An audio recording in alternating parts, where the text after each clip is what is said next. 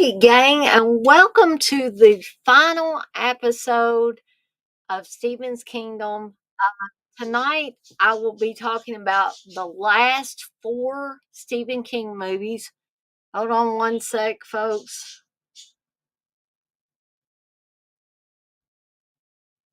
Okay. Sorry, I was checking my messages. Hey, Batman. Hey, Blissful. Hope if you're in here and you want to join, or if anybody else wants to join us, I'm talking about these movies tonight. Um, I keep getting messages. Sorry, folks. Okay, I'll have to get back to that in a little bit. I had invited Chris to be on here tonight, but of course it is Monday Night Raw, I think, tonight. So he may be busy with that. He may be busy working on things around the house. So if nobody else wants to hop on, I'll probably go through these four movies fairly quickly and get my ratings on them. I had not yet seen In the Tall Grass and Mr. Harrigan's Phone until today. So I'll be able to give you my thoughts on both of those movies, as well as Doctor Sleep and Boogeyman, which I actually went to the movies to see. Me and Steve went to the movies and saw that one. I don't think Steve would have went otherwise if I hadn't wanted to go. So a few reminders about things. I am going to put the link to my Deadites on Deck Patreon in case anybody is interested in joining that. I can go over the tiers really quickly. So I have three different tiers for excuse me, for Deadites on Deck. So they're kind of similar to what I have if you join my YouTube channel. But we have a $5 a month seller Deadite tier. And this is for your average fan of Deadites on Deck. New members will be recognized via a monthly video shout out. And you also get the ability to vote on upcoming watch alongs and live stream topics. And that could include having me review certain movies. So just keep that in mind. There's the Henrietta Deadite $10 per month tier. This is for the ultra fan of Deadites on Deck. You'll get all the perks from the first tier, plus access to exclusive commentaries not available for general consumption. So if I do a commentary or watch along, whatever you want to call it, and I don't put it out for a wide audience, if you are a $10 a month Henrietta Deadite member, you will get access to that. You also get live members only chats, and you get an exclusive Evil Dead chick button. Then the third tier is the groovy $25 per month tier. That's as high as I go. This is for the hardcore Deadites on Deck fan. This tier includes all the perks of the previous two tiers, plus the ability to request certain movies for the Deadites on Deck team to do watch alongs for, and your choice of an official Deadites on Deck t shirt, hat, or mouse pad. So, just a little rundown on the Deadites on Deck Patreon. You can't wait for the 20th for New Nightmare. Yeah, Batman, I'm so sorry I did not get to do it yesterday, but I was just wiped out, and to be totally honest, wasn't feeling too hot and thought I would do a better watch along for it in a couple of weeks. Um, so we've got the Patreon, we've got the Discord, and again, I was going to try to get this thing to come up for um, an invite. And I found that daggone invite and then I forgot where that dang thing was. I keep forgetting where the invite is. Oh, I hate that.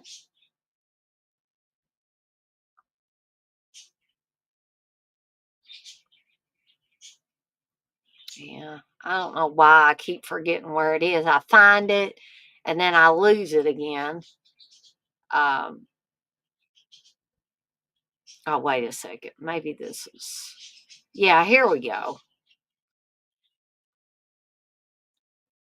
All right. So the hats are going to be cool, you think, Blissful? Dana can't find her CRS button either. That's right. Well, I can't find it, and then by the time I get ready to do the stream, I'm like, dang it, I forgot where it was again.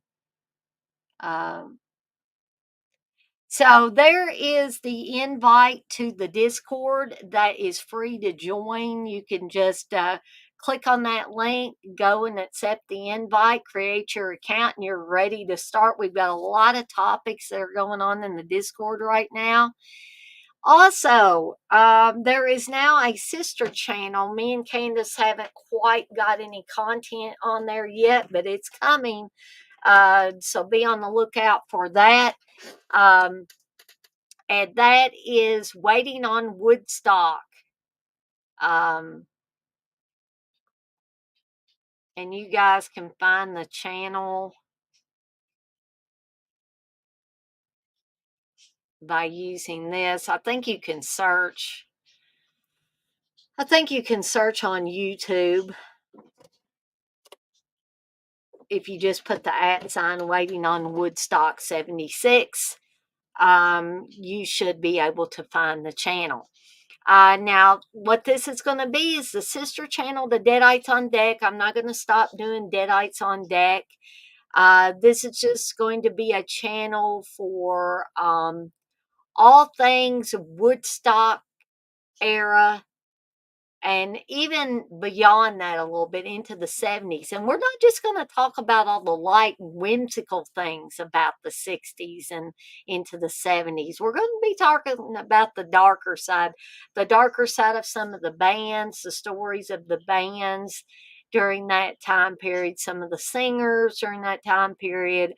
We're also going to be talking about books and movies and fashion and hairstyles and all of that. We're also going to be talking about some true crime cases that took place during that time period. Things like Charles Manson. When we move into the 70s, we'll talk about things like Son of Sam, Ted Bundy, and others. So if you're interested in all that stuff, please stay tuned for the content that me and Candace are going to be putting on there. I like the little emojis there, the dove and the peace sign, Blissful. That mean you say you were prepared for it, had your ramen fixed just in time, but it's good. Well, hopefully you'll have some more ramen and be ready to go for the 20th. Yes, the Zodiac as well. I assume you're talking about the Zodiac killer there, Blissful. Um,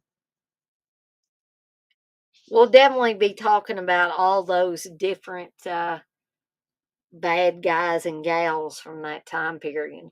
Sorry, my glasses have a spot on. It's driving me crazy. All right.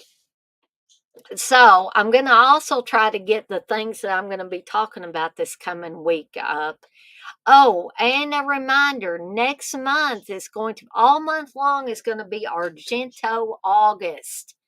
And you can thank Steve for helping me come up with that. I was like, yeah, why don't I do Argento stuff the whole month?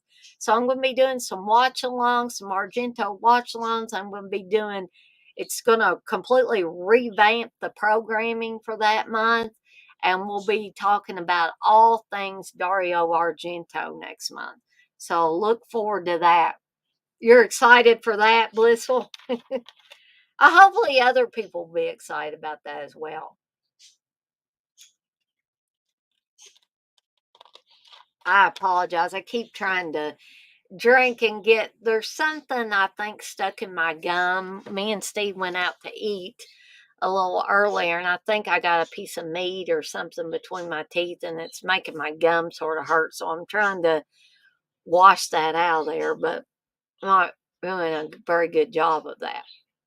So let's go ahead and get started with these movies. So the first one's In the Tall Grass. The only one I got a visual for, sadly, is Doctor Sleep, but we'll get to that one here in just a little bit. In the Tall Grass, I believe, was from 2019, and uh,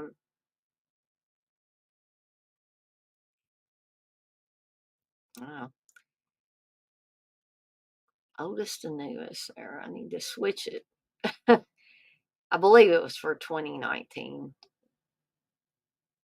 Yeah, October 4th, 2019. It is on Netflix if you wanted to check it out. Um, and I like this one pretty well. It was based on a book by Stephen King and his son. I think Joe did this particular one with him. You guys and gals will know him as Joe Hill, but Stephen King and Joe wrote In the Tall Grass, which I had not read. I'd like to. The story was pretty good. I felt a lot of Stephen King in it because some parts of it reminded me of the Tommyknockers, and a lot of Stephen King's short works. You know, his short stories and his novellas and things of a shorter nature. But the movie was an hour and 41 minutes long. Thank you, Blissful. Blissful says, please hit the thumbs up. Thank you. And thank you, Blissful. I appreciate that. Um, so I may actually, this is awful, but I may have to step away here in a second and drink a little booze to get this gum to stop hurting because it's not like an excruciating pain. It's just kind of a frustrating, irritating feeling. So I'm trying to get it to quit doing that. I also stuck some floss up there to try to get whatever it was out, and that probably just made it worse. Um, but I think that's what I'm going to do, folks. Can y'all just bear with me? I know we got 7 people in here, and I hate to go away. I might lose my whole audience here, but I will be right back. Yeah, do it before it gets worse. That's exactly right, Blissful.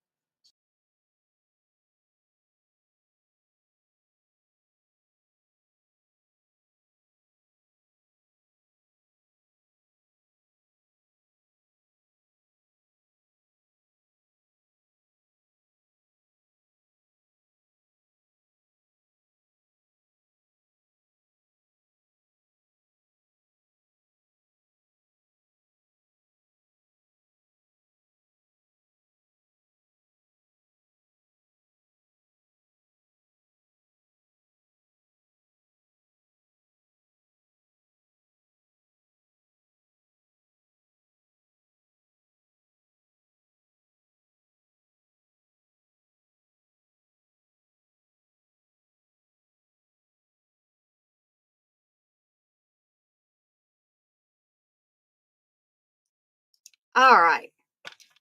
Y'all think I'm a budding alcoholic the way I drink. I did just get a little bit of cherry vodka.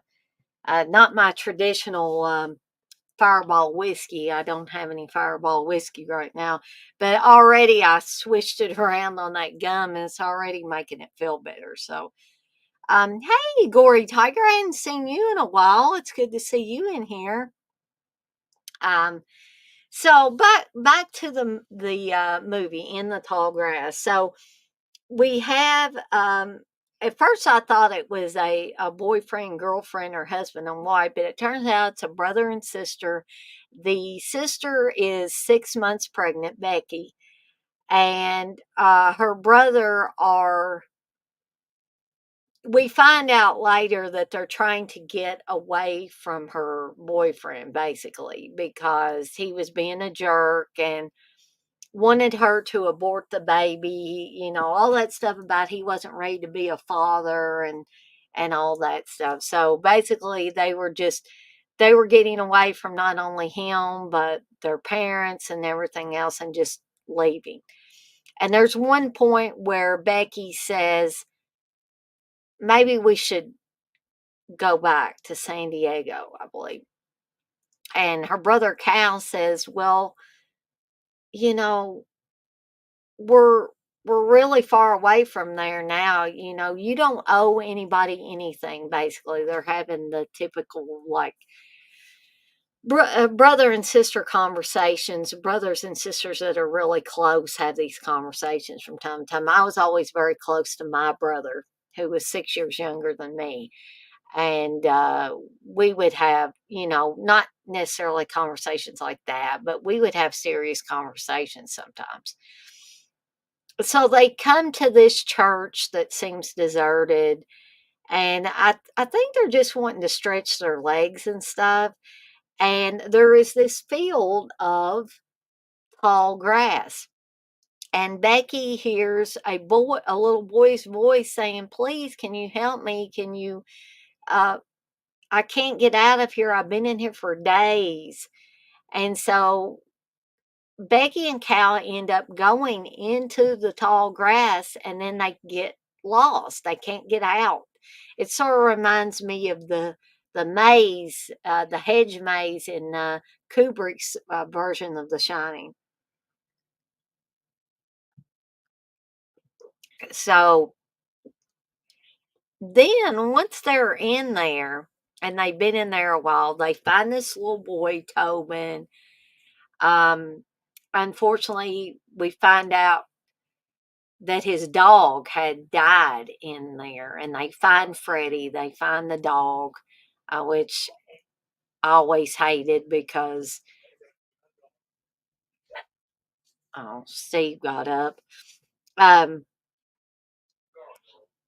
we find out that time switches around too while they're in this tall grass because Travis, Becky's boyfriend, the one that wanted her to abort her baby, and wasn't ready to take on the responsibility of being a father and all that. Travis was following them, but it's very weird because Travis ends up going into the tall grass as well and getting lost and comes across Tobin. And Tobin tells him, I know where your sister Becky is. But Tobin says something weird too. He says, "You really don't remember me, do you?" And Travis is like, "Well, I've never met you in my life." And he says, "Well, I will show you where Becky's at if you're sure you want to see her."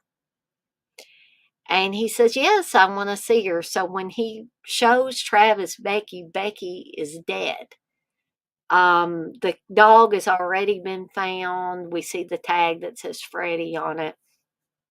Becky also ran across Tobin's father, and he says he's been looking for his son and his wife for days. Um, Also, in the middle of this field of tall grass, there's a big, like, rock, and it's got symbols all over it. And at one point, Tobin's father says, you know, touch it, and you will know how to leave this place, but you won't want to. And we're like, something's not right here. Um, so time switches around, and we see that Becky and Cal haven't even went into the tall grass yet. They just pulled up outside of outside of that church, and they hear Travis and they hear Tobin. But what it turns out is these voices must be coming from the grass itself or from the rock. Not all the voices that they hear are their loved ones. That may sound like them, but it's not them. We also find that there are a lot of bodies in this grass. And So very, very surreal movie. I don't want to give it all away because if you haven't seen this movie, I think you will find it really, really interesting. I enjoyed it. It was creepy. It was surreal. Definitely a Stephen King type of film. I mean, I could also see Joe Hill's influence in this as well, but there was a definite Stephen King stamp on this, and that's probably why I liked it so much. And I'm not going to give it a 5. I'm not even going to give it a 4 because did it did have some weak parts in it. But not so much that I can't um give this one. I'm going to have to ask you to imagine that half there, but I'm going to give it 3.5 deadites out of 5. Not a A plus film, but not an F film either. I would probably call this one a B plus film. And if you like a lot of other Stephen King stuff, especially some of the newer stuff, then I think you will really, really like this one. So, okay, the next one, of course, this is the only one I have a visual for, and that is Doctor Sleep, which is technically the sequel to The Shining. Now, something you will notice about this when you watch Doctor Sleep is that even though Stephen King wrote the source material, the movie um, takes the movie directed by Mike Flanagan takes a lot from Kubrick's version of The Shining more than it does Stephen King's source material for The Shining. Okay. And you will definitely see that when you watch the beginning of this. But what it also does, and I thought that this was a great sequel to The Shining in book form and in film form as well. Because what it does is it expands on what The Shining is and the fact that The Shining is being used by a nefarious group of people led by Rose the Hat. And they call her Rose the Hat because she wears a hat. And they are sort of like a gypsy group, but what they do is they kidnap children who have The Shining and they basically suck them dry. They take all their energy. That's how these people were able to live forever, seemingly forever, is they suck this energy from these children with The Shining. Um, and so we have Danny grown, played by Ewan McGregor, um, and he's called Dan now. He's not called Danny. And he gets a connection with a young girl who has The Shining, just like he did when he was a little boy. I really enjoyed this one too, Bliss. It was just fantastic, and the book was fantastic as well. Um, I didn't even know if even though Stephen King wrote this, I didn't even know if it could have been done this good, and it was. And Mike Flanagan did a fantastic job with the film as well. Um, so Danny or Dan gets a telepathic connection with this young girl, Abria, I think her name is, and she has a connection with him. They talk back and forth telepathically to each other, and he finds out that she's being hunted basically by Rose the Hat and her gypsy like family. Okay. And I'm not trying to be offensive. That's just what I think of this group whenever I think of them. Um, so a lot of twists and turns along the way, and there's a lot of heart to this movie too. Even though it's a horror film, even though it's a continuing saga, in the Shining story. There's a lot of heart to this. I love watching Danny as he grew into Dan. And we find out that Dan had the same troubles with alcohol that his father did, that Jack did. And, but he's been able to overcome this, and he works in a nursing home. And the reason why he's called Dr. Sleep is because he's able to calm the patients when they're near death and able to help them cross over peacefully. Um, but a really, really great story, great film. Um, there's no doubt that you're going to have a lot of ups and downs in this film.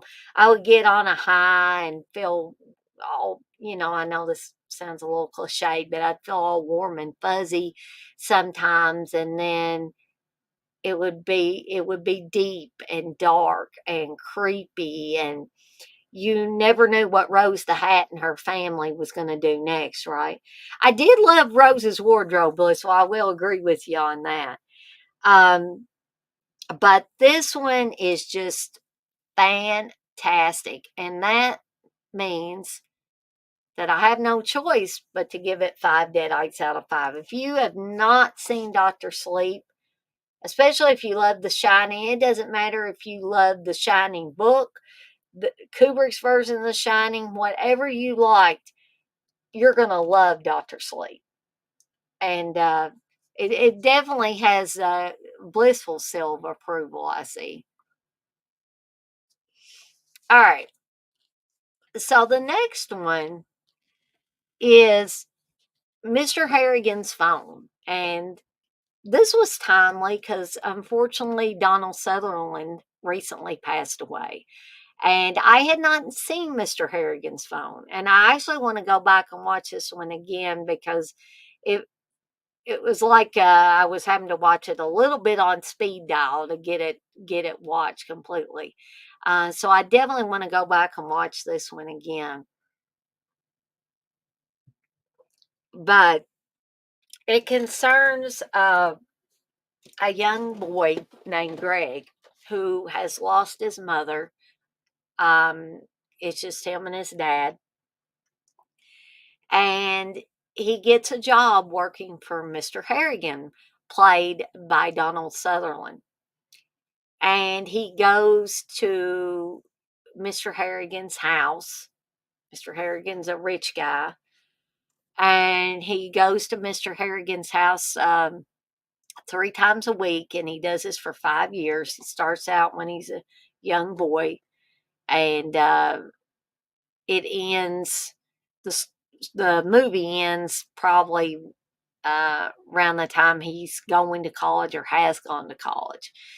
Um, and one day he comes to, well, let me back it up a little bit. He wants a cell phone, and his father is like, why do you want a cell phone? And he says, I don't know, just, in case there's an emergency, or in case, I want to talk to somebody. It's basically like everybody has cell phones now.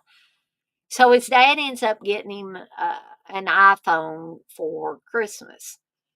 And somehow he gets a cell phone to Mr. Harrigan. At first, Mr. Harrigan's like, no, no, no, no, no, no. I hate these things. I don't, you know. And him and Mr. Harrigan start talking back and forth. Um, Craig also gets a girlfriend that way because you know how sometimes young people are shy and adults are shy too of talking face to face. But if they can do it through text messages or chats or something like that, it's a little bit easier. All right. So he gets a girlfriend, he goes to the dance with her, all that. But one day he goes to Mr. Harrigan's house, and Mr. Harrigan has passed away. And you're talking about a kid who is several years, 3 times a week, went to this gentleman's house and read to him. And he read to him the classics and stuff like that. And Mr. Harrigan would discuss things with him, like, what did you think that they meant by this when they said this in the book? And I just thought that was a very poignant story. This is a coming of age story too. He has to deal with a bully. Craig has to deal with a bully as well at school. But what I liked at the core of all of this was his friendship with Mr. Harrigan. Blitzle, you say also, I have a friend who is a gypsy, and they do term themselves as gypsies. Well, I'm glad to know that I'm not saying anything really out of line, Blitzle. So thank you for that. Um, so Craig is crushed when he loses his friend. He loses Mr. Harrigan. But there is a scene at the funeral where when Craig goes up to pay his respects to Mr. Harrigan, he slips Mr. Harrigan's cell phone in his pocket. And he tells his dad later, I don't know why I did this, but I did this. And so sometime later, Craig starts to get messages from Mr. Harrigan on his cell phone. And he tries to tell his dad, and his dad says, no, somebody cloned his cell phone or whatever, son. Mr. Harrigan is gone. And I think at some point he begins to receive messages from other people that passed on, including his mother. And at the end of the movie, I think he's decided that things are better off left unsaid once someone passes. That you should not have that link like he had with Mr. Harrigan and others. And he says when he dies, he doesn't want anybody putting a cell phone in his pocket. He wants his pocket. Actually, the specific way he says is when I die and I'm buried, I want my pockets to be empty. So this was a very powerful story. I really, really enjoyed it. It was part coming of age story, part supernatural story. Just a really good, well-rounded story. Now, I won't give this one a 5, but I will drop it down just slightly and give it 4 deadites out of 5. I still highly, highly recommend it. So if you haven't seen it, like I said, you can watch In the Tall Grass and Mr. Harrigan's Phone, both on Netflix. All right, so the last one is the one that me and Steve went to the movies and saw, I believe, last year. Hey, Victor, you say, I've not seen Mr. Harrigan. Love Donald Sutherland. I will have to check this one out. Yeah, I think you'll like it, Victor. I really, really do.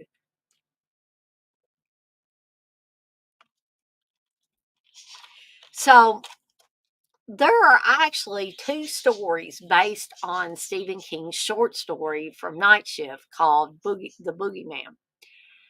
And the first short film version, I can't even talk tonight, short film version of The Boogeyman that I saw was Stephen King does these things from time to time called dollar babies, where he will sell a short story to film students for $1.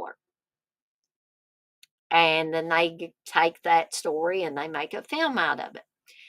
Well, many, many moons ago, when I was probably 12, 13, maybe, possibly 14, but probably more along 12 or 13 age range, I went into Kmart. Anybody remember Kmart's? Kmart's are kind of no more anymore, but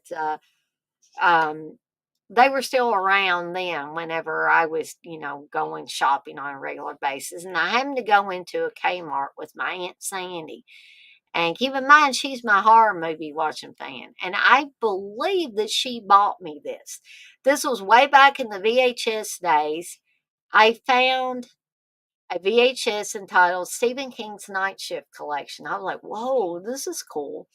And it had The Woman in the Room and the Boogeyman story.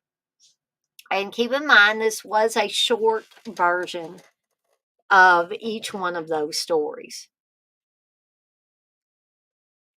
Listen, you say, I know they still have them in Australia. I miss them. Do they really? I didn't realize that.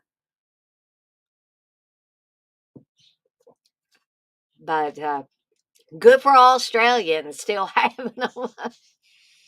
But so the story was very creepy in that Night Shift collection on VHS, and I always really liked it. It was dark and creepy and just the right length for you to watch real quick. And in fact, you could watch both that one and The Woman in the Room in no time, and you'd be you'd be ready to go on to something else or do some chores or whatever. Um, and it was just short enough where you could watch it before you get to sleep. You know, us old folks now, we go sleep at the drop of the hat. But this newer version has elements of the original story, but it takes it in different directions. It concerns a father and his two daughters, I believe, and they get embroiled in the story of the boogeyman. And at first they're like, yeah, it turns into kind of like an urban legend thing, a test of wheels thing, like, will you call upon the boogeyman or whatever? And I thought it was a very good, kind of fully fleshed out adaptation of Stephen King's story of the original source material. I mean, there wasn't a whole lot to work with, and this making this a full length film could have went really, really wrong. But I don't think they did. I think they covered it in just the right way. Don't be expecting an exact verbatim retelling of the story, because if you want that more, then I would say seek out that Night Shift collection. But this was interesting. It kind of modernized the story, made it for these times, and I like the idea that it was, just a father and his two daughters. And it's very creepy in spots. And I like the look of the boogeyman. Now, some people might have said, well, yeah, but it would have been creepier if you didn't see the boogeyman. But I liked it. I thought it was sort of interesting. It sort of reminded me of that creature at the end of Poltergeist when they think everything's okay, and then all hell breaks loose again, and that you see that white kind of creature that's going at them, and she's telling it to leave her children alone and all that stuff. The boogeyman in this kind of reminded me of that. Not exactly, but kind of reminded me of it. So it's a very tight knit story, a very creepy story. Um, has all the best elements of a good horror story. It's not real complicated though. So some people might have liked it to have been a little more fleshed out. They might have expected more characterization, but for what it was, I thought it was a decent film. And so that's why I'm going to give this one also, visualize that half, 3.5 stars, or 3.5 deadites out of 5. And yep, I went on for about 40 minutes. That probably means I talked about each film about 10 minutes or so. I know this was kind of quick and dirty, but when I don't have somebody else on here with me, I hate to just, go on and on and on and on. When I have somebody else on the live stream with me, we can kind of bounce things off of each other. But we had quite a few people in here tonight. I had around 10 at all times. I want to thank those of you that were in the chat tonight, Victor and Blissful and Gory Tiger. And Hope was in here before I got started, I know, and Batman. So I want to thank all of you guys and gals for coming in today. And even for those of you that weren't chatting, if you were watching, I thank you for coming in here to watch me talk about the last four films of Stephen's Kingdom.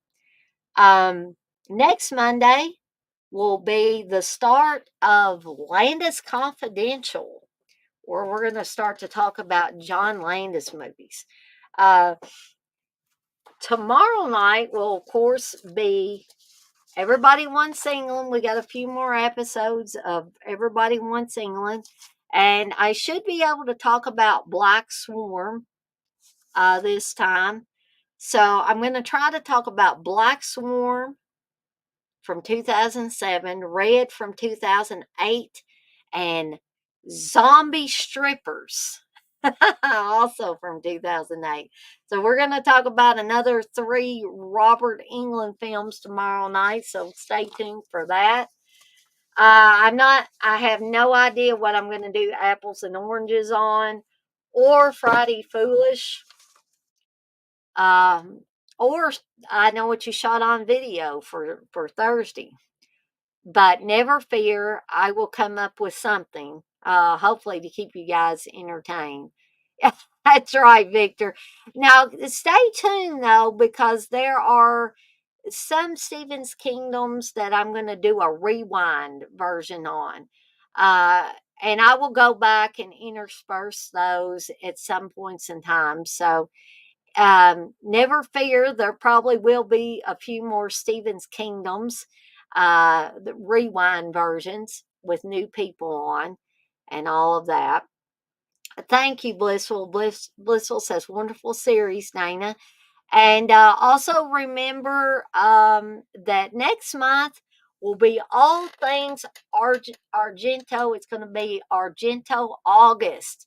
And Steve helped me come up with that. I was like, that's a great idea, Steve. You mind if I use that? So we're going to be having some Argento watch-alongs. The programming's going to be all Argento all the time for the entire month. So whatever we don't cover this month, as far as Everybody Wants England, etc., Landis Confidential, it'll be on hold in August. But come September, we return to our regularly scheduled programming. So never fear on that. Be sure to check out Waiting on Woodstock. Me and Candace hopefully will have some material up on the sister YouTube channel here soon.